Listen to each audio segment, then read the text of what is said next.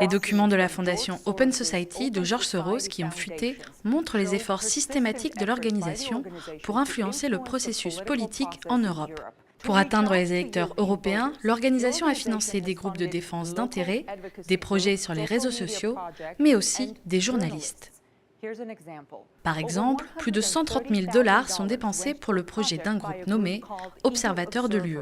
Ce projet fait usage de reportages de qualité professionnelle pour favoriser les débats sur les menaces qui pèsent sur les valeurs des sociétés ouvertes à l'approche des élections en Europe. Les observateurs européens recrutent des journalistes locaux expérimentés pour qu'ils se rendent aux meetings de campagne, mènent des interviews et sollicitent l'opinion de personnalités de 16 pays différents. Alors que l'organisation Soros accomplissait son dur travail en tentant d'influencer les politiques en Europe, un document révèle les efforts de l'organisation à hauteur de plus d'1 demi-million de dollars pour trouver des preuves de l'influence présumée de la Russie sur la vie politique européenne.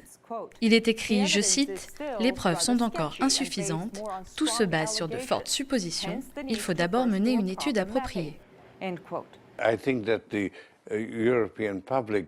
Je pense que l'opinion publique européenne ne réagit pas suffisamment. C'est pourquoi j'essaie de leur montrer la vraie menace que représente la Russie. Dans les documents révélés, nous voyons ici que l'équipe de Soros admet ses problèmes dans leur tentative d'accuser la Russie d'avoir influencé les politiques en Europe. Désigner et dénoncer est un problème pour nous. Nous investissons aussi de l'argent dans les pays tiers pour des raisons politiques. Pendant des années, George Soros a été accusé de se mêler de la politique interne de plusieurs pays.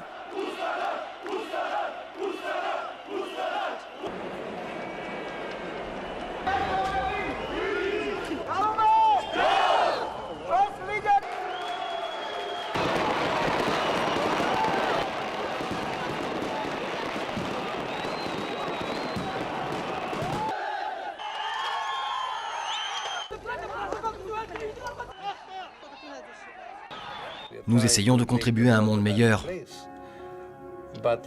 mais ce n'est pas nécessairement ce à quoi nous aboutissons.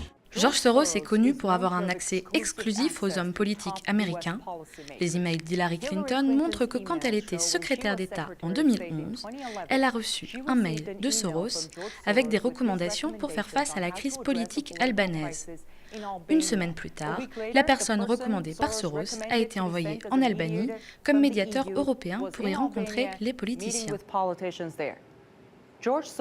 Pour le moment, George Soros est l'un des principaux donateurs de la campagne présidentielle d'Hillary Clinton et son influence s'avère s'étendre bien au-delà des seules politiques européennes. In Washington, I'm Ganesh Chakyan, RT.